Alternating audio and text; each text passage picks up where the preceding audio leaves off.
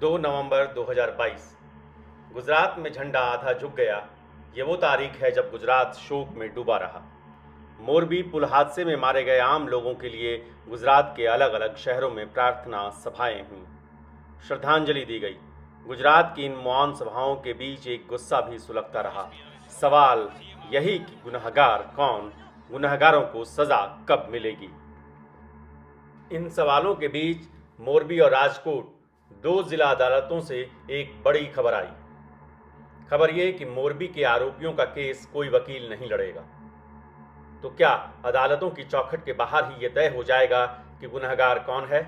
Refusing to represent any accused before the court of law is not only an impediment in the administration of justice but also an act of breach of professional duty.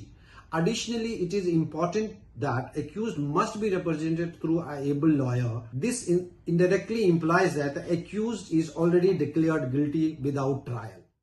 देश की सर्वोच्च अदालत का ऐसे मामलों में क्या कहना है, ये भी हम आपको बताएंगे, लेकिन उससे पहले चंद सवाल कानून के उन जानकारों से भी जो बड़े से बड़े मुकदमों में अपने मुवक्किल के लिए जिरह करते हैं, आरोपी की बात माननीय मिलॉर्ड के सामने रखते हैं। पहला सवाल, मुंबई हमले के गुनहगार कसाब को बचाव के लिए वकील मिल सकता है, तो मोरबी के आरोपियों को क्यों नहीं? दूसरा सवाल, मोस्ट वांटेड दाऊद इब्राहिम को जब वकील मिल सकता है, तो मोरबी के टिकट कलेक्टर सिक्योरिटी गार्ड को वकील क्यों नहीं? तीसरा सवाल, पुलिस या जांच एजेंसियां जिन्हें आरोपी बना देंगी, क्या वही फाइनल गुनहगार हो जाएंगे? कानूनी तौर पर उनकी बात कौन रखेगा? चौथा सवाल, ओरेवा के मैनेजर दीपक नवीन चंद्र पारेख, दिनेश मनसुख दवे, टिकट कलेक्टर मनसुख खलजी टोपिया, मदार सोलंकी को वकील क्यों नहीं मिले? पांचवा सवाल, ब्रिज कॉन्ट्रैक्टर लालजी परमार, दिवांग परमार और 3 सिक्योरिटी गार्ड को मोरबी हादसे में अपनी बात रखने से कौन रोकना चाहता है? छठा सवाल, मोरबी ब्रिज का ठेका लेने देने वाले सिंडिकेट में और कितने सूरमा हैं जिन्हें बचाने की कोशिश की जा रही है?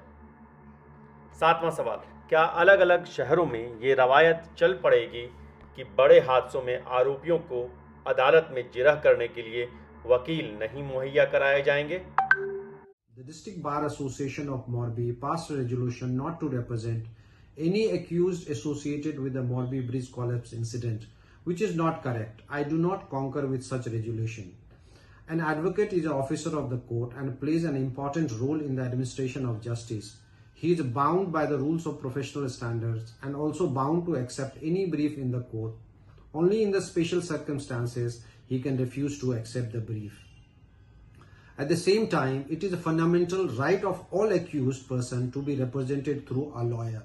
मोरबी हादसे के बाद भावनाओं का उबाल है, लेकिन ऐसे मौके पर उन संस्थाओं से संयम और अनुशासन की उम्मीद रखना बेईमानी नहीं, जिन पर भारतीय न्याय तंत्र की साख और विश्वास को बनाए रखने का जिम्मा है।